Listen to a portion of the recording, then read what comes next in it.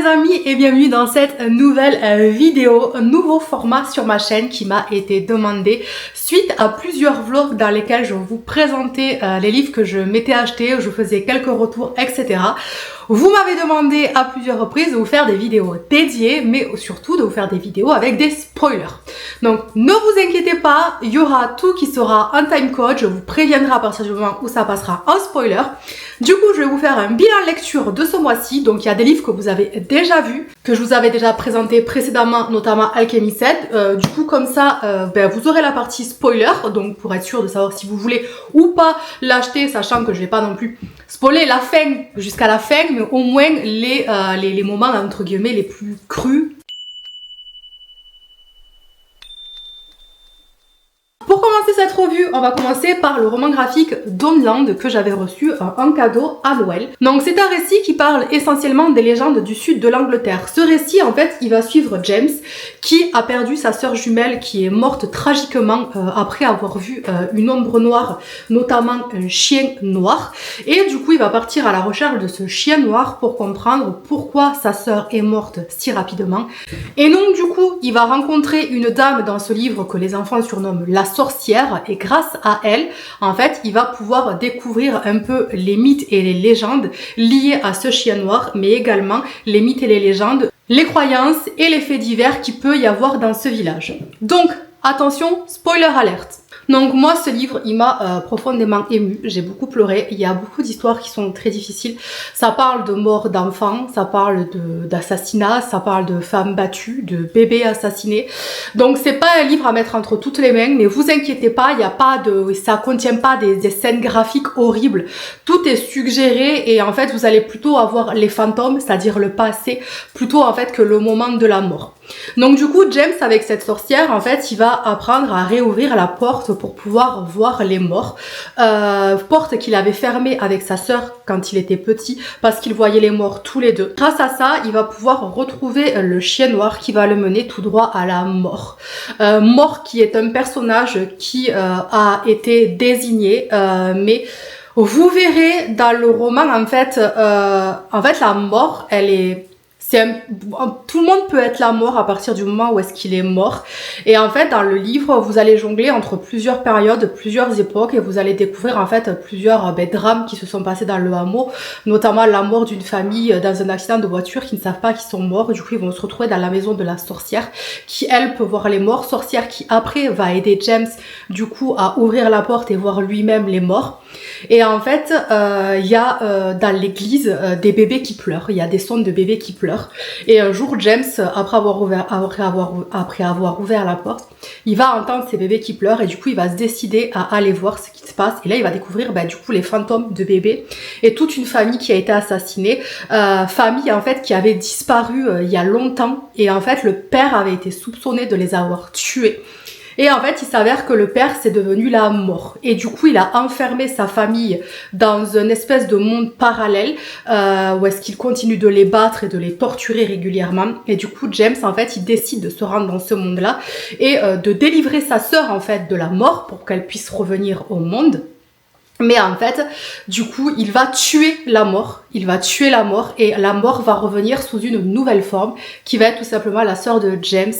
Et du coup, on va voir James qui va grandir, qui va évoluer, qui va avoir sa famille et qui va continuer d'écrire à sa sœur sous forme de lettres qui lui glissent dans la tombe en sachant très bien qu'elle est morte et que c'est la mort et qu'il ne veut pas la revoir avant que vraiment ce soit son heure. Je pense qu'il va falloir que j'apprenne un petit peu mieux à expliquer les livres. Je suis désolée, je débute vraiment je débute vraiment là-dedans, donc j'espère que ça va être compréhensible et que ça va pas être trop fouillis.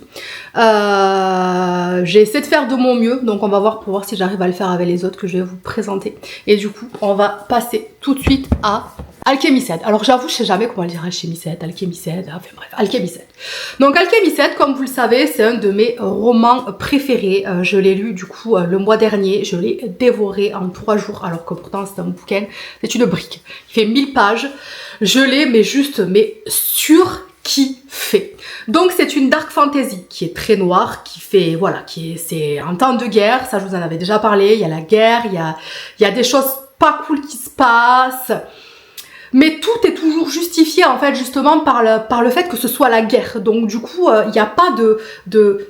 Oui, parce que je sais pas si vous avez vu, mais là dernièrement, on a parlé de dark romance. Alors moi, je considère pas que ça c'est une dark romance. Je considère vraiment que c'est de la dark fantasy avec de la romance. Mais je sais pas si vous avez vu passer, mais il y a un livre qui a été censuré dernièrement. Il était soi-disant sous le couvert de dark romance alors qu'il faisait l'apologie de de bébé, je veux même pas aller plus loin, rien que d'y penser ça me dégoûte. Et moi du coup la dark romance en fait je connais pas, mais le peu que j'ai vu c'est vrai qu'il y a beaucoup. Alors il y a beaucoup de V, il y a beaucoup de torture, il y a plein de trucs qui sont vraiment pas catholiques et clairement le non-respect de la femme et des êtres humains de manière générale pour moi c'est no way. Donc clairement ça ne passera pas par moi ce genre de livre, mais vous n'allez pas le retrouver dans Alchemist malgré les espèces de notes de l'auteur de trigger warning qu'il y a. Il y a des choses qui se passent qui sont pas jolies, mais il n'y a pas de description ultra graphique de ce qui se passe. Et encore une fois, tout est justifié par le fait que c'est la guerre. 1, 2, 3, on va rentrer dans les spoilers. Donc le livre se compose en 3 parties. Vous avez une première partie qui fait à peu près ça, une deuxième partie qui fait à peu près ça, et une troisième partie qui fait à peu près ça. Donc dans la première partie, on va découvrir l'histoire d'Elena, en fait, qui est dans une espèce de... Je ne sais pas dans une espèce, qui est dans une chambre de stase, qui est extrêmement douloureuse. Elle est complètement réveillée, et ça fait... Elle ne sait pas depuis combien de temps elle est là. Elle sait juste qu'elle a une douleur électrique qui lui passe dans le corps pour éviter que ses muscles, en fait, ne se remettent... Enfin, soient complètement en néant. Et donc du coup, elle va enfin être sortie de sa torpeur dans une violence quand même assez incroyable dans le sens parce que d'un coup d'un seul, elle va arriver voir la lumière du jour, ça va lui brûler les yeux, elle va devoir respirer avec ses poumons de l'air frais, du coup ça va lui brûler les poumons et clairement la personne qui la sort de là, elle est pas très très douce, donc elle essaye de se battre, elle ne sait pas ce qui se passe, elle est complètement perdue, elle ne se rappelle de rien et elle va être amenée dans une tour qu'elle reconnaît comme étant l'endroit où est-ce qu'elle a grandi et où surtout où est-ce qu'elle a travaillé en tant qu'infirmière pendant la guerre. Seulement, dans cette tour, elle se rend compte que son camp, la lumière, a perdu et qu'il a été envahi du coup par les nécromanciens qui du coup lui mettent des menottes au niveau de ses... Car Elena est une alchimiste et donc du coup elle peut, vous voyez... Elle peut faire des trucs avec ses mains et avec ses pouvoirs. Donc on va lui mettre des menottes pour qu'elle ne puisse pas se défendre en fait et qu'elle puisse être complètement à la merci des méchants. J'aime bien comment je dis ça. Donc du coup, tous ses amis ont été massacrés, la résistance a été massacrée, c'est la dernière des survivantes, sauf qu'en fait, ils vont se rendre compte que dans son cerveau, il y a quelque chose qui cloche, c'est qu'en fait, Elena a perdu quasiment tous ses souvenirs. Elle ne se souvient que de la guerre et de son travail d'infirmière en boucle à l'hôpital, en boucle à l'hôpital, en boucle à l'hôpital. Une vie vraiment, on va dire, pas très très joyeuse, mais le problème qu'il y a, c'est que dans son cerveau, en fait, il y a eu une alchimie qui s'est créée et qui a fait qu'en fait, tout son cerveau a été remodelé de manière à complètement bloquer ses souvenirs. Et ça, c'est juste quasiment impossible à faire. C'est l'œuvre d'un des plus grands alchimistes qui existent sur la planète. Sauf qu'en fait, ils ne savent pas qui est cet alchimiste-là.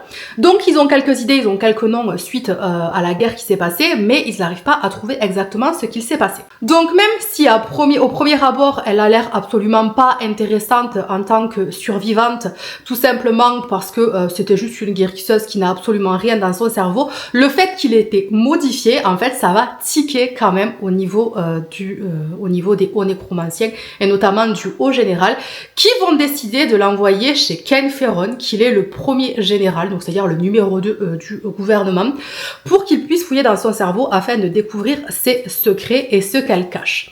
Donc elle va arriver dans une espèce de manoir à la campagne où elle va d'abord rencontrer la femme de Kane, qui eux sont des alchimistes qui peuvent en fait tout simplement bouger le métal. Sachant que Elena, elle est vivimancienne, c'est-à-dire qu'en fait elle peut travailler sur le vivant, sur les chairs vivantes, elle peut guérir et soigner, c'est pour ça qu'elle était infirmière, alors que Kane et sa femme Ferron, du coup, eux, travaillent surtout le fer. Et en fait, ils font partie d'une guilde, c'est-à-dire qu'en fait, les alchimistes, il y a plusieurs degrés. C'est-à-dire que Elena, elle est vraiment personne. Elle vient complètement d'un pays étranger. D'ailleurs, c'est la seule à avoir la peau sombre et les cheveux bouclés. Du coup, tout le monde un peu la regarde un peu de travers depuis qu'elle est toute jeune. Et quand en fait, elle a fait ses premiers pas à l'académie d'alchimie, elle avait obtenu une bourse, chose que Kane Ferron n'avait pas eu, étant donné que c'était un fils d'une grosse guilde du fer qui était devenu les plus riches parce que justement il s'était enrichi grâce au fer. Donc du coup, Elena est envoyée chez lui et il va commencer à fouiller sa mémoire pour essayer de débloquer ce qui se passe. Sauf qu'en fait, il va y avoir un truc un peu bizarre entre eux, c'est-à-dire que Kane Ferron est méchant, mais il est surtout très en colère et on comprend pas trop. Donc du coup, nous, on se retrouve surtout à la place d'Elena. Donc on est enfermé dans une chambre, on peut se balader dans le château, on peut sortir à l'extérieur, mais on ne peut pas sortir, on peut pas s'enfuir, sachant que nous sommes surveillés du coup par les liches. Les liches, en fait, ce sont des cadavres qui ont été réanimés par nécromancie. Donc la nécromancie, c'est quelque chose qui est très très mal vu du côté du camp d'Elena, mais qui du coup a été pratiqué par le camp de Kane, et lui-même est aussi un nécromancien, sachant que vous pouvez être alchimiste et avoir plusieurs pouvoirs. Vous pouvez aussi manipuler, par exemple, Elena arrive à manipuler un peu l'inox, elle peut faire quelques trucs. Enfin voilà. Donc du coup, vous pouvez avoir plusieurs pouvoirs en tant qu'alchimiste, ce qui est le cas de Kane, qui est également un nécromancien. Donc Kane est aussi... Kane, c'est aussi... Attendez, je pose les livres parce qu'il commence à me poser. Kane, c'est aussi un immortel. Du coup, on lui a insufflé un souffle de vie à l'intérieur de lui qui fait qu'il ne peut pas mourir. Et donc, du coup, dans toute cette première partie, on va suivre Elena qui est aux mains de Kane et qui va quand même souffrir le martyre parce que le fait de pouvoir essayer de lui débloquer ce qu'il y a dans le cerveau, ça lui fait faire beaucoup de fièvres, des fièvres de cerveau. Et pendant ce temps-là, en fait, des médecins vont venir régulièrement la voir pour essayer de la soigner et tout, sachant que Elena, comme je vous disais, elle est une infirmière au service de la lumière, mais c'est un peu comme si elle avait... C'est un peu comme si c'était une bonne sœur. C'est-à-dire qu'elle a fait vœu de chasteté, elle a fait vœu de célibat et surtout elle s'est fait stériliser. Et donc du coup, en fait, les médecins qui viennent la voir régulièrement chez Kane vont finalement réussir à la remettre, enfin à la refaire fertile et à pouvoir la faire se reproduire. Tout simplement parce qu'en fait, la plupart des survivants de la lumière, notamment les femmes, ont été mis dans des maisons en fait. Et là, trigger warning. Mais encore une fois, c'est la guerre, c'est justifié. En fait, ils vont les mettre dans des maisons closes pour pouvoir les faire se reproduire, car en fait, si vous faites reproduire un nécromancien avec un alchimiste qui a de la vivimancie, vous avez plus de chances en fait d'avoir un bébé qui va avoir le double pouvoir, etc. Et il y a cette espèce d'envie d'avoir vraiment un monde pas pur mais plus puissant pour les nécromanciens. Donc du coup, en fait, ils vont faire ça et ils vont faire ça avec Elena et Kane. Sauf que Kane, lui, ça le répulse, ça le dégoûte. Mais ce sont les ordres. Et en tant que haut général, il va être obligé de le faire. Donc, il va aider Elena, mais il va être obligé aussi lui-même parce qu'il ne veut pas le faire et qu'il n'a pas le choix. Et Elena va tomber enceinte. À partir de ce moment-là, il y a quelque chose qui va se passer dans son corps qui fait qu'en fait, son cerveau n'arrive plus à bloquer ses souvenirs et en même temps à mener une grossesse à terme. Donc, elle va commencer en fait à se souvenir. Et là, on arrive dans la deuxième partie. Donc, dans la deuxième partie, on retrouve Elena, qui est infirmière au sein de la lumière. Nous sommes en pleine guerre, vraiment, c'est en plein milieu de la guerre. Elle reçoit des blessés chaque jour. Elle se bat pour essayer de les réparer, de les soigner, de les ressusciter, parce qu'en fait, elle ne peut pas les ressusciter, mais elle sent le souffle de la vie qui s'échappe quand elle arrive trop tard. Et donc du coup, cette lumière, elle est menée par un homme qui, lui, par contre, a l'alchimie du feu et qui a 2 gardiens. Et à un moment donné, en fait, dans l'histoire, il y a un de ses professeurs qui va entrer en contact avec elle, sachant qu'elle a été un peu mise au banc de la résistance parce qu'elle a osé émettre l'idée que eux-mêmes pratiquent en fait la nécromancie pour pouvoir avoir des soldats morts, les envoyer au début du champ de bataille, arrêter de toujours avoir des soldats blessés morts parce qu'en fait elle les voit et ça la traumatise en fait d'être tout le temps à l'hôpital et de voir qu'ils ne peuvent rien faire parce que les soldats de leur camp qui meurent dans le camp des nécromanciens en fait ils sont réanimés pour venir tuer les vivants. Donc elle en fait elle veut vraiment récupérer les morts si c'est leur choix pour les réanimer pour qu'ils puissent partir en fait au front tout simplement pour essayer de sauver un maximum de vie. Sauf que ça en fait c'est très très mal vu. Elle a été du coup pas exclue mais en tout cas elle a perdu quand même un rang auquel elle avait accès. Et donc du coup elle va être convoquée par un de ses anciens, par un de ses professeurs. Car en fait il a été contacté par un espion du camp nécromancien qui souhaiterait en fait tout simplement collaborer avec eux pour leur fournir des informations pour mettre à mal du coup le grand général nécromant. Donc la seule chose qu'il y a, c'est que ce mec-là, cet espion-là, a dit, moi je veux que ce soit Elena qui vienne me voir et c'est elle qui vous transmettra les informations. Donc elle était là genre, en mode pourquoi, genre qui c'est? Et là en fait on apprend que l'espion c'est Kane. Et donc du coup il a demandé à ce que Elena spécifiquement vienne le voir pour pouvoir lui transmettre les informations, etc. Sauf qu'en fait, Elena, Kane, elle le connaît pas du tout. Ils se sont vus à leur époque, en fait, quand ils étaient scolarisés ensemble, sachant que Kane avait tué, du coup, le directeur de l'école d'alchimie, et c'est ça, en fait, qui a déclenché la guerre. Donc Kane, en fait, c'est celui qui a déclenché la guerre. Et Elena, elle le connaît que par lui, en fait, que par ça. Parce qu'ils n'ont jamais été ensemble, parce qu'encore une fois, il fait partie de la guilde, c'était une boursière, donc en fait, ils ne se mélangeaient absolument pas. Alors donc, elle comprend pas pourquoi il l'a choisi, elle. Mais vu qu'elle est vraiment donnée cœurs et âme à la lumière, qu'elle croit en Luc, qu'elle croit en tout ça, et que surtout, en fait, comme je vous dis, elle a fait vœu, elle a fait vœu pour pouvoir se battre dans ce cas-là, et bien elle dit ok. Genre en mode, elle réfléchit pas, elle dit ouais, ok, c'est bon, ok, y a pas de problème, j'y vais. Donc elle y va et elle rencontre Kane du coup dans des quais qui sont un peu abandonnés, donc au début c'est un peu bizarre, c'est même un peu violent entre eux parce qu'en fait elle se rend compte que en fait il l'a juste choisi au hasard parce qu'en fait Kane lui explique et lui dit clairement mais en fait je t'ai demandé toi parce qu'ils ont cru que peut-être j'avais une attirance envers toi et que grâce à toi en fait ils pourraient me manipuler. Mais il dit mais en fait je m'en fous de toi, je leur ai juste fait croire ça, mais toi en fait t'es rien et t'es personne pour moi. Sauf qu'un jour, Elena, quand elle va revenir, elle va trouver Kane blessé. Donc du coup, elle va tout faire pour le sauver et il va avoir une espèce de dette envers elle. Et petit à petit, au fur et à mesure de leur rencontre, en fait, il va commencer à y avoir des sentiments entre eux parce qu'en fait, Elena va se rendre compte que Kane, malgré sa noirceur, malgré sa colère, en fait, c'est pas un mec si mauvais que ça.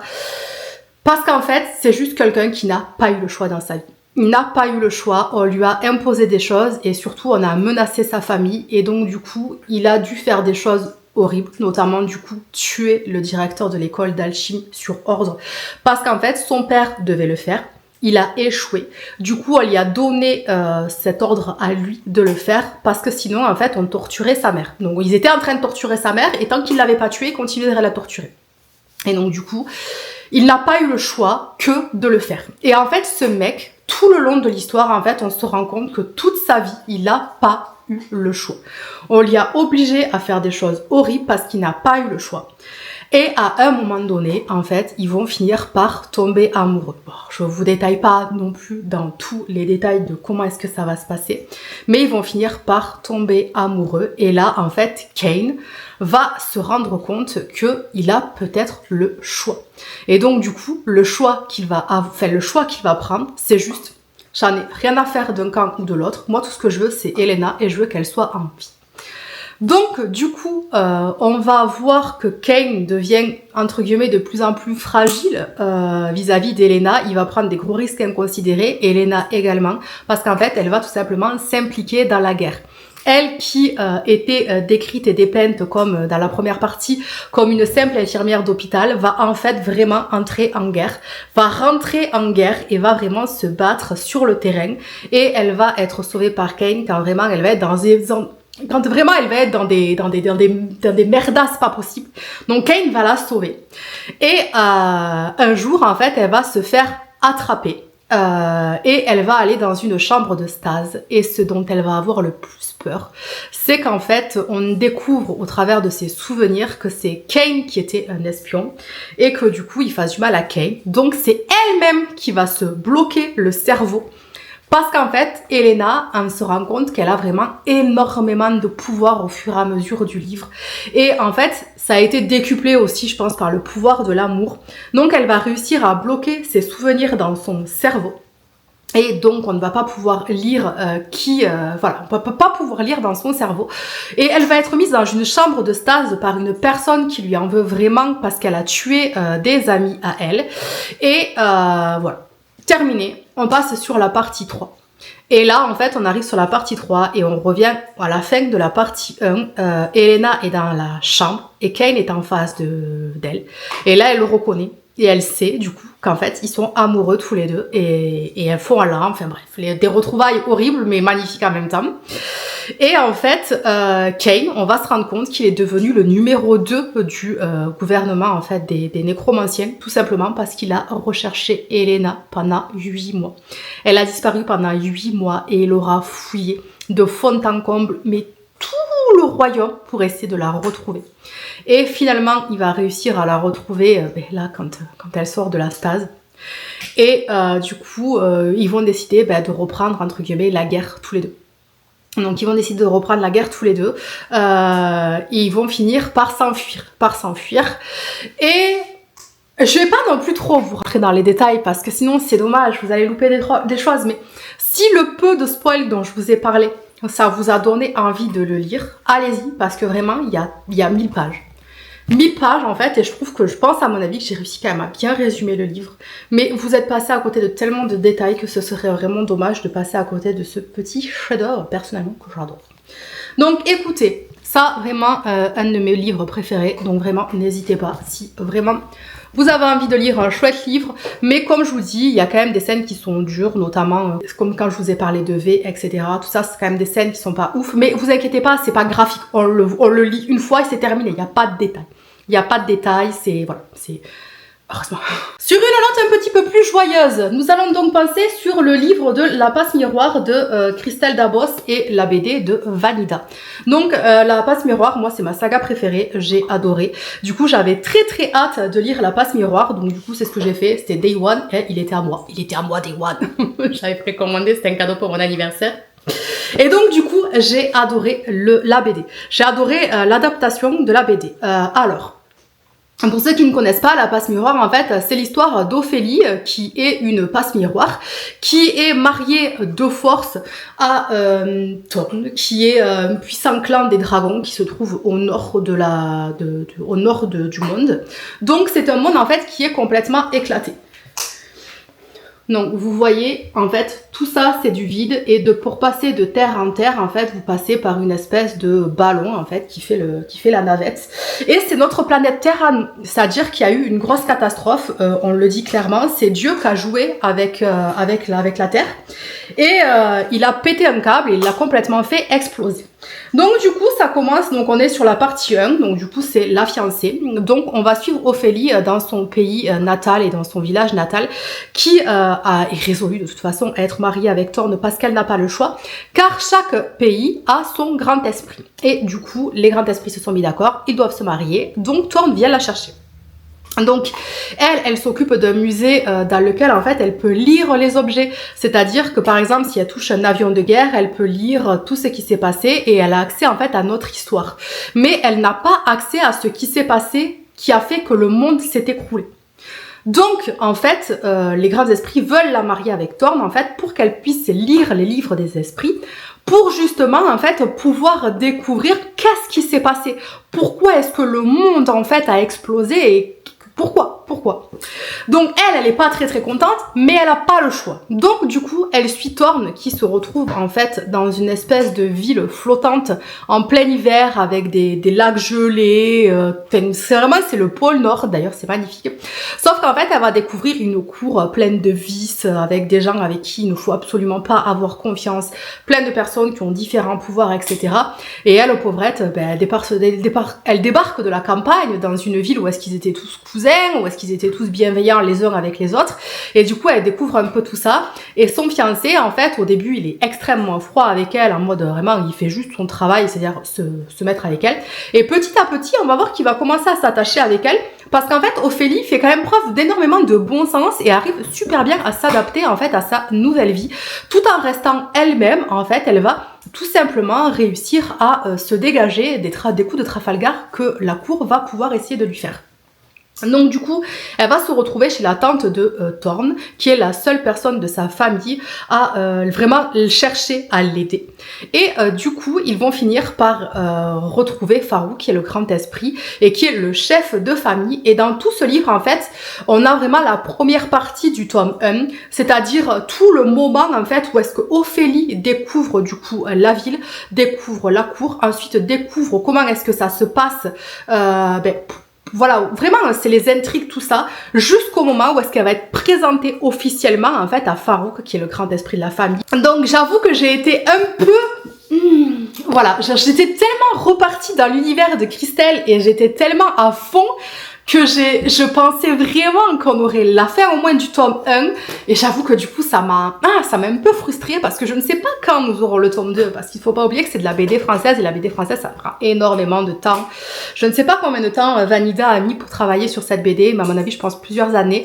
Alors après voilà, je vais pas lui demander de travailler à la chaîne, mais c'est vrai que c'est quand même un souci dans le sens parce que c'est vrai qu'en France au niveau de l'édition, après je suis du métier aussi donc je connais, mais en gros souvent quand vous vendez des tomes différents, bon encore que là la passe miroir c'est quand même un best-seller, mais souvent quand vous proposez un projet sur plusieurs tomes, les maisons d'édition elles vous refusent direct, parce qu'en fait elle ne va pas publier un premier tome et qu'en plus le premier tome ne va pas marcher et du coup vous aurez jamais ni le 2 ni le 3. Donc du coup en général quand vous débutez on va plutôt vous faire un livre, un one shot par exemple, ou alors un préquel, quelque chose comme ça, qui aura plus de chances de se vendre. En tout cas, moi, de ce que je connais de par mon propre prisme de professionnel, mais je sais après qu'il y en a qui arrivent il y en a qui arrivent quand même à vendre des sagas, mais parce que ce sont des auteurs déjà à succès, qui sont reconnus et qui savent du coup qu'ils vont vendre. Donc voilà, mais bref, écoutez, La Passe Miroir, gros coup de cœur. Par contre, je vous conseille quand même de lire le roman avant de lire la BD, parce que le roman est quand même beaucoup plus détaillé, on rentre beaucoup plus dans l'univers de Christelle et de La Passe Miroir. Et j'ai vraiment, c'est ma saga préférée, c'est ma saga préférée. Et enfin, du coup, je vous fais également un retour sur l'Empire du Vampire que j'ai terminé le mois dernier. Je suis à peu près à la moitié du tome 2. Donc, je vais vous faire la partie spoiler. Donc, c'est... déjà, on commence sans spoiler. Donc, déjà, en fait, c'est l'histoire, en fait, de vampires qui font la guerre à l'humanité. Et un jour, en fait, il y a le soleil qui disparaît complètement dans le ciel, ce qui fait que les vampires, en fait, peuvent venir de jour comme de nuit, sachant que quand même de jour ils ont moins de pouvoir que de nuit. Et on va suivre les aventures de Gabriel de Leon, qui est un saint d'argent, c'est-à-dire que c'est un demi-vampire. Il fait partie de l'ordre d'argent et le but de l'ordre d'argent c'est de retrouver le Graal pour faire revenir le jour, pour sauver le monde des vampires. Parce qu'il faut savoir aussi que du coup les vampires bouffent tout le monde, donc il n'y a pas beaucoup de monde qui reste, parce qu'ils sont incapables de se limiter. Et c'est surtout en fait que l'humanité elle est aussi sur le point d'être éteinte parce qu'il n'y a plus rien qui arrive à pousser à part des pommes de terre. D'ailleurs il en a marre des patates, il le dit dans le livre, c'est marrant. Et du coup voilà quoi, vraiment c'est pas une vie. Donc ils font tout pour retrouver le Graal pour pouvoir en fait tout simplement refaire revenir le soleil. Et en attendant ce qu'ils font en fait c'est qu'ils se battent contre les vampires, que ce soit les anciens, que ce soit le roi, que ce soit les nouveaux-nés, etc. Ce livre, comme vous le savez, je vous ai dit que je l'avais adoré, mais j'ai aussi beaucoup pleuré, je suis un être sensible, voilà, mais j'ai vraiment trop aimé. C'est pour ça que d'ailleurs j'ai pris le tome 2 dès que j'ai fini celui-là, genre j'ai même pas cherché, midi à 14h, voilà. Donc c'est un livre du coup de l'auteur Jay Kristoff, et il est pas tout neuf, hein, genre il est sorti en 2020, donc c'est pour vous dire qu'il date pas d'hier, quoi, bref, enfin non mais il date pas non plus de 1900, bref, ce que je veux vous dire. En fait, du coup, on suit l'histoire de Gabriel de Leon, qui est donc emprisonné. On commence direct, il est emprisonné dans une tour, en fait, et il est interrogé par un vampire de haut rang, dont sa maîtresse, en fait, souhaiterait avoir les confessions de Gabriel de Leon, comprendre qui il est, quelle est son histoire, pourquoi est-ce qu'il a été au sommet, pourquoi est-ce qu'il a été au plus bas, et pourquoi est-ce qu'il a trouvé le Graal, mais qu'il a perdu. Donc voilà, déjà, ça commence comme ça, on le sait. Donc, Gabriel de Leon, alors au début, j'avoue, c'est un peu complexe, faut réussir à jongler, mais en fait, tout le long du récit, en fait, c'est Gabriel de Leon qui raconte son histoire. Et en fait, de temps en temps, vous avez le vampire Jean-François qui intervient dans le récit pour lui poser des questions. Donc c'est quand même des fois, au début, faut s'habituer à jongler entre le présent, en fait, le passé, etc. Surtout que Gabriel de Leon, il raconte deux moments de sa vie. C'est-à-dire le moment où est-ce qu'il trouve le Graal, mais aussi le moment où est-ce qu'il rentre dans l'ordre de l'argent. Dans l'ordre d'argent. Donc du coup, faut jongler, faut s'accrocher. Il est pas facile au début. Moi après, on n'est pas fait, comment dire? En fait, il est pas facile. C'est un exercice mental et parfois faut relire. C'est pas grave, je veux dire, on est tous passés par là. Bref, Donc du coup, Gabriel de Léon, on commence son histoire par comment est-ce qu'il a découvert qu'il était un demi-saint.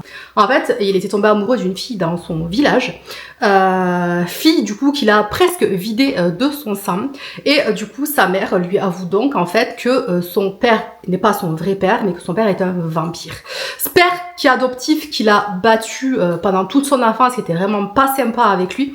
Pourtant, il y a quand même un peu appris le maniement des armes, etc. C'était un ancien soldat, en fait, qui avait combattu pendant la grosse guerre du sang et qui était un peu traumatisé. Bon, après, n'empêche que c'est un gros connard, hein, il faut pas non plus excuser tous les comportements. Mais en gros, son père adoptif, c'est un gros connard. Et donc, du coup, Gabriel, en fait, il va être plutôt content de savoir que c'est pas forcément son père, même si, du coup, ça le dégoûte un peu de savoir qu'il est à moitié vampire. Sachant que sa maman est une bourgeoise, mais qui a été destituée, du coup, de son rang de bourgeoise, de Léon. Tout simplement parce qu'elle était tombée enceinte hors mariage. Et donc, du coup, Gabriel de Léon va découvrir qu'il est un vampire lorsqu'il devient, du coup, adolescent, quoi, qu'il a 14 ans. Et donc, du coup, sa mère décide de faire appel à l'ordre d'argent pour qu'ils viennent le chercher et le prennent avec eux, parce que l'ordre d'argent, ce ne sont que des demi-vampires. Donc, du coup, il les suit. Et là-bas, en fait, il va trouver une famille, même si au début, ça se passe pas bien avec tout le monde. Il va trouver une famille, et lorsqu'on va lui faire le test pour savoir de quelle maison, à quelle maison il appartient, parce qu'en fait, il y a 4 grandes maisons de vampires qui ont différents pouvoirs. Par exemple, vous avez les Voss qui peuvent rentrer dans votre tête et vous faire des choses. Il y a les Débos qui, eux, peuvent manipuler les animaux. Et après, je sais plus les deux autres, j'ai un peu oublié, j'avoue. Et en fait, quand ils vont lui faire le test, il faut se rendre compte en fait qu'il a aucun pouvoir. Genre vraiment, il est tout pourri, genre il est vraiment... C'est juste le fils d'un vampire random. Donc du coup, il va être un peu déçu de ça. Mais finalement, il va s'avérer que ça va devenir un des meilleurs saints d'argent. Et au fur et à mesure, en fait, qu'il va faire son apprentissage, il va se rendre compte quand même qu'il a des pouvoirs. Pouvoirs qu'il avait déjà eu un aperçu quand il était jeune, car une de ses sœurs a été mordue par un vampire et est devenue en fait une espèce de chose errante qui n'a plus aucune âme ni rien. Et quand elle a attaqué le village, il l'y a pris par la gorge et il a réussi à lui faire bouillir le sang. Donc du coup, voilà. Il sait qu'il y a des choses un peu bizarres, mais on ne sait pas trop d'où ça vient. Donc du coup, un jour, il va décider de se rendre à la bibliothèque interdite en fait du temple pour pouvoir rechercher qu'est-ce qu'il en est de son pouvoir. Et lorsqu'il va rentrer en fait dans la bibliothèque, il va tomber sur une bonne sœur, car oui, en fait, au sein de l'ordre d'argent, il y a également des bonnes sœurs qui sont là en fait pour le bien-être des saints d'argent, sachant qu'ils ont tous fait vœux de chasteté, vœux de pauvreté, et voilà, ils peuvent pas, il y a pas de bail comme ça.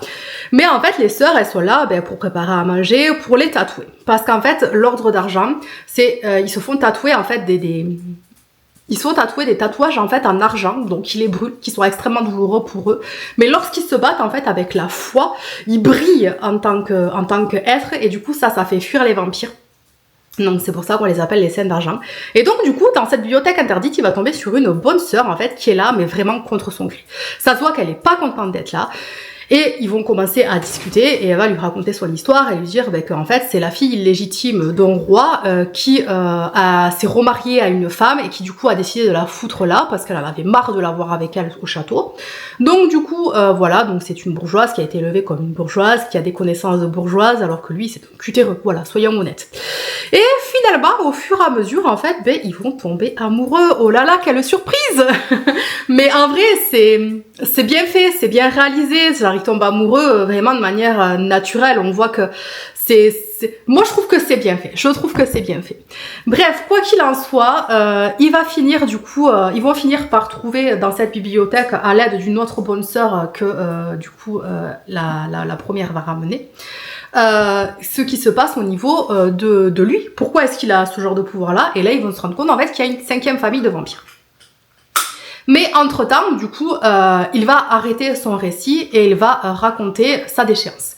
Donc en fait, on retrouve Gabriel de Léon des années plus tard, vieux, bourré, alcoolique, puant, avec une barbe de 10 jours, qui erre en fait dans le pays. On ne sait pas ce qu'il fait, on sait juste que son épée est brisée.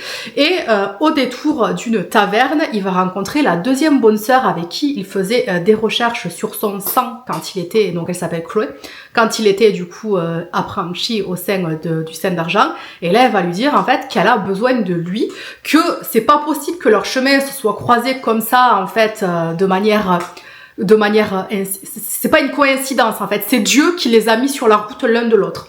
Sachant que Gabriel de León, qui était un personnage qui était extrêmement pieux, va juste lui dire Dieu, genre vraiment plus rien à faire, Dieu, genre je l'emmerde, Dieu il n'existe pas, voilà, qu'est-ce que tu veux, donc bref. Donc Gabriel de León, voilà, c'est vraiment, il est devenu complètement, c'est la déchéance du héros, il ressemble à rien. Qu'est-ce que tu manges? La chienne qui mange une pince à linge. Et donc du coup Gabriel de León en fait il va se retrouver donc avec Chloé coincé dans cette auberge là pour la nuit parce que bien sûr les vampires sont partout, les vampires continuent de rôder, hein, ça y a pas de secret. Et en fait au petit matin il va s'avérer qu'un aîné, donc c'est-à-dire un des vampires les plus forts qui existe, qui est directement le descendant du roi, va se présenter au village et lui va penser que ils viennent pour lui alors que pas du tout, ils viennent pas pour lui. En fait ils se rendent compte qu'ils venaient pour Chloé et sa bande. Donc Chloé, elle avait une bande, il y avait un prêtre avec elle, il y a une change-forme, il y a une espèce de petit garçon avec une redingote bleue, et ils sont partis en fait aux premières lueurs de l'aube, et du coup ce vampire veut absolument les avoir. Donc Gabriel de León il dit ben non en fait genre déjà t'es un vampire, donc je vais tout faire pour te buter. Donc là, les gens ils vont faire oh mon dieu mais c'est Gabriel de León et tout, parce qu'en fait c'est un héros, vraiment c'est un héros, tout le monde se souvient de lui, et là ils sont là, Gabriel de León le retour, on est sauvé, et en fait il tue à moitié le vampire, il tue juste sa fille, il y arrache le bras, tout ça, et parce qu'en fait n'oublions pas on est de jour, donc du coup les vampires sont moins forts, et c'est surtout que lui il est complètement torché en fait, il est complètement torché, et il faut savoir que les demi-vampires ne peuvent vivre qu'en fumant du sanctus. Le sanctus en fait c'est du sang séché qu'ils fument, parce qu'en fait ils ont quand même de la soif du sang, et ça va finir par les détruire, et du coup le sanctus c'est la seule chose qui leur permet de tenir, plutôt que de boire du sang humain, qui par contre les rendrait bestiaux, et ça pour eux c'est une infamité, parce qu'en fait le fait de faire partie de la troupe des Scènes d'Argent, en fait pour eux c'est une sorte de rédemption, c'est-à-dire qu'ils se mettent au service de Dieu pour leur vie entière, juste dans le but en fait de pouvoir sauver leur âme et d'accéder au paradis, parce que vu que ce sont des demi-vampires, ils iront forcément aux enfers s'ils font rien. Donc du coup, c'est pour ça qu'ils sont obligés de fumer le sanctus pour éviter d'avoir une soif trop grande, et c'est pour ça aussi qu'ils sont énormément pieux, parce qu'ils sont condamnés déjà par la naissance, et en étant vraiment à fond dans la foi et en combattant le mal pour sauver un maximum d'humains, ça les fera aller au paradis si bien sûr Dieu le veut. Sachant que de toute façon, les Scènes d'Argent ils font pas non plus de vieux os, parce qu'à partir d'un certain âge, la soif en fait devient trop importante, et du coup souvent, majoritairement, du coup ils décident de se cesse pour pouvoir s'en sortir avant de devenir des bêtes et tuer tout le monde. Bref. Donc du coup Gabriel de León va se rendre compte quand même que voilà, peut-être que Chloé, il y a un truc qui va pas, donc vu que c'est son amie, il décide de la suivre. Il décide de la suivre et de dire bon allez écoute, je vous suis, de toute façon vous êtes sur mon chemin, parce qu'après moi de toute façon je vais aller retrouver ma femme et ma fille. Ok, donc il va aller retrouver sa femme et sa fille, d'accord. Donc du coup, il fait route avec eux, donc il y a des vampires, ils se battent, ils avancent, patati patata. Et en fait, ce qui va se passer, c'est que au fur et à mesure du récit, en fait, on va se rendre compte que le Graal, c'est pas forcément ce à quoi on pensait. C'est pour ça aussi que je vous ai parlé dans mon précédent review que pour moi c'était déjà un peu comme un déjà vu, parce que c'est la guerre, c'est les croisés qui sont à la recherche du Graal, sauf qu'en fait ce sont les vampires, et un peu le mythe du Da Vinci Code, parce que dans le Da Vinci Code on dit que le Graal c'est une coupe, celle qui a servi à récupérer le sang de Joseph d'Arimathie, mais en fait le Graal c'est le sang réel, c'est-à-dire le sang royal. Et le sang royal c'est quoi en fait? C'est tout simplement le fait que Marie-Madeleine était enceinte de Jésus, et c'était ça le Graal, parce que Marie-Madeleine, voilà, c'était l'épouse de Jésus. Et donc du coup, dans l'Empire du Vampire, c'est un peu le même bordel, c'est-à-dire qu'en fait, le sang, le Saint Graal, c'est le sang royal, et du coup, c'est le sang d'un des saints qui était une femme et qui était l'amante du saint principal, et du coup qui va tomber enceinte, et de génération en génération ça va faire filles qui vont se reproduire jusqu'à arriver en fait à ce petit garçon avec sa redingote bleue qui s'avère être le Graal. Donc grâce au Graal en fait, qu'est-ce qui se passe? Avec le sang, il peut guérir les gens qui sont blessés, et surtout, il peut tuer les vampires directement. Donc du coup, en voyant ça, Gabriel de León, il va dire quand même, il y a un truc, voilà, il y a quand même un truc bizarre, tu vois, donc il va se dire, bon, peut-être que ça vaut le coup que j'essaie vraiment de les aider jusqu'au bout, sachant qu'au fur et à mesure, ben, toute cette petite troupe va être tout simplement tuée, voilà, ils vont être assassinés les uns après les autres, de vampire à vampire, en fait. Et Gabriel de Léon, ça va être le dernier survivant à tout faire pour sauver le Graal. Graal avec qui il va devenir vraiment meilleurs amis. Il va vraiment considérer cette fille comme sa propre fille. Et il va tout donner. Et en fait, il va retrouver la foi au travers d'elle. Et grâce à ça, en fait, vraiment, il va pouvoir reluire comme ce qu'il avait avant, quand il était vraiment au top de sa forme. Et il va se rendre, du coup, au niveau du QG de l'ordre d'argent pour remettre le Graal, pour faire revenir le jour. Sachant que on apprend au fil du récit de Gabriel de Léon que il a été excommunié, il a été dégagé, parce que pendant des années, il a tout fait pour tuer les vampires, etc. Mais il a continué sa relation avec la bonne sœur. Finalement, relation qui va être découverte au bout de plusieurs années, et du coup, ils vont être exilés, excommuniés, et ils vont décider de s'installer sur une île, parce que les vampires, en fait, ils peuvent pas traverser les fleuves d'eau sans les ponts. Donc, ils vont s'installer sur une île, et Gabriel de Léon, en fait, eh bien, il va avoir un enfant avec cette femme-là, et en fait, le truc qu'il y a, c'est que pendant toutes ces années où est-ce que Gabriel de Léon était un saint d'argent, il a tué énormément de vampires, dont la fille du roi. Et le roi, il y a dit, j'ai tout le temps qu'il faut, mais je me vengerai de ça. Et en fait, il se venge de ça. Et un jour, en fait, il vient sur cette île, il tue sa fille et il transforme sa femme en vampire. Donc, du coup, il décide de tuer sa femme. Et il part en quête de vengeance, et c'est là où est-ce qu'on rejoint le récit de là au moment où il rencontre Chloé, c'est-à-dire il est complètement bourré, il est dans une taverne, et en fait c'est pas il marche pour aller rejoindre sa fille et sa femme, c'est juste il marche en fait pour aller retrouver le roi et le tuer, pour se venger de ce qu'il a fait à sa famille. Donc du coup, on apprend tout ça en même temps que le Graal, en même temps que Jean-François. Même Jean-François est d'ailleurs ému et verse une petite larme de sang en mode oulala, quelle tragédie, tout ça. Et donc du coup, Gabriel, ben voilà, vraiment il met tout sur le Graal, et vraiment c'est que elle, il n'y a plus que elle qui compte. Et puis sa vengeance, de toute façon, il sera vengé un jour, il le sait. Mais là pour l'instant, c'est sa quête qui compte plus que tout au monde. Donc du coup, il la ramène au niveau du Saint d'argent, et là, miracle, Chloé en fait a survécu à une noyade et se trouve dans le temple. Elle pleure, elle remercie Gabriel de lui avoir ramené le Graal, grâce à ça elle va sauver le monde, etc. Et même s'il a été excommunié, en fait, il est quand même accueilli par ses frères d'armes d'avant, qui étaient désolés de sa situation, mais voilà, genre c'est comme ça, c'est la loi, on peut rien y faire. Et il va lui proposer d'aller se changer, voilà, de rester un temps, etc. Et en fait, il va se rendre compte au fur et à mesure qu'il reste là que le processus pour pouvoir en fait refaire venir la lumière du jour, c'est une vieille prophétie qui explique qu'en fait, il faut tout simplement faire couler le sang du Graal. Et qui dit faire couler le sang du Graal, c'est tuer le Graal. Donc du coup, l'instigatrice, c'est Chloé. Donc lui, quand il va s'en rendre compte, il va dire c'est hors de question qu'on la tue. Donc il va débouler dans la chapelle, il va tuer tous ses anciens frères d'armes, mais vraiment il va tout massacrer. Il va tuer Chloé, et du coup il va enlever la sainteté de celui. Donc celui va pouvoir être envahi par les vampires, etc. Et il va sauver le Graal. Le Graal qui ne comprend pas ce qui s'est passé, en fait. Pourquoi? Et là, il va lui dire, en fait, il voulait tout simplement te tuer, et c'est hors de question. Et à ce moment-là, en fait, arrive un drôle de vampire qui est masqué, avec une main sur la bouche, qu'ils avaient déjà croisé quelques fois sur leur route, mais qu'ils avaient réussi à vaincre jusqu'à présent, mais qui leur lâche pas la grappe.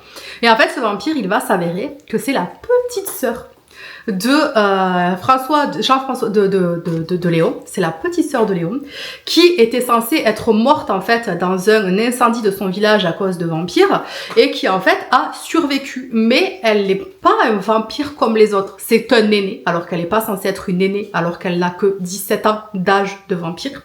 Et en fait, il va s'avérer qu'elle est capable de manipuler le sang, et là, elle va leur dire, si tu veux sauver le Graal, suis-moi, parce qu'en fait, il n'y a pas 4 familles de vampires, il y en a 5. Et du coup, elle va leur dire, voilà, si vous me suivez, le Graal sera sauvé et le monde sera revenu à la normale. Et on s'arrête là pour le premier tome. Donc, on s'interme. Donc, le deuxième tome, ça commence bien sûr par de nouveau Jean-François qui interroge de nouveau de Léon pour savoir son histoire, etc. Et donc là, on va savoir un peu qu'est-ce qui s'est passé, la suite, pourquoi il a perdu le Graal en fait, parce qu'on le sait déjà dès les premières pages du tome 1, pourquoi il a perdu le Graal. Donc là, on va essayer de comprendre ce qui s'est passé et surtout, on va comprendre aussi qui il est, parce que donc sa sœur. Déjà sa sœur, qu'est-ce qui s'est passé? On ne sait pas, donc du coup on va nous expliquer tout ça dans le tome 2, et j'avoue j'ai très hâte d'avoir la suite parce que j'ai eu quand même quelques petites réponses, voilà, soyons honnêtes, mais pas tout, parce que je le déguste parce que voilà, sinon ça coûte cher d'avoir des bouquins, donc du coup je le déguste, je prends mon temps, et puis surtout que j'ai pas le temps non plus de lire tout le temps, parce que je dois travailler. Et ce qu'il y a de bien aussi, c'est que vous avez des petites illustrations dans le livre. Alors je sais pas si c'est... Je sais qu'il y en a certains qui sont pas très fans parce qu'en fait ils aimeraient bien, vous savez, avoir un peu l'imagination des personnages. Moi personnellement, je les imagine pas comme je les vois sur le dessin, mais je trouve que c'est sympa, ça apporte un petit plus. Bon les amis, sur ce, j'espère que ce format de vidéo vous aura plu. Donc comme je vous disais, c'est la première fois pour moi que je fais ce genre d'exercice et ce genre de format. Donc j'espère que ce sera quand même compréhensible, pas trop indigeste. Vous inquiétez pas, normalement vous n'aurez pas du tout été spoilé si vous n'avez pas voulu voir les spoils. Si cette vidéo vous plaît, n'hésitez pas à me le dire en commentaire pour que j'en refasse un le mois prochain, si vous le souhaitez. Ou alors, est-ce que vous préférez que j'arrête ce format, mais plutôt que j'en parle dans mes vlogs, etc. Donc bref, vous me direz tout ça. N'hésitez pas à vous abonner, commenter, liker, bien sûr. On se retrouve dimanche pour le vlog de la semaine et le mercredi pour les vidéos face cam, comme ça, j'aime bien. J'aime bien ce format. J'avoue, j'aime bien, mais je vais faire plusieurs trucs différents. Vous allez voir, j'ai des petites idées comme ça. Bref, les amis, je vous fais des bisous. N'hésitez pas, encore une fois, à me dire ce que vous avez pensé de cette vidéo. C'est vraiment très important parce que pour savoir est-ce que je le refais ou pas, en fait. Parce que après, bon, plus je vais le refaire, forcément, plus je vais m'améliorer. Mais savoir, voilà, si ça vous plaît. Je vous fais des bisous, prenez soin de vous et à dimanche. Ciao!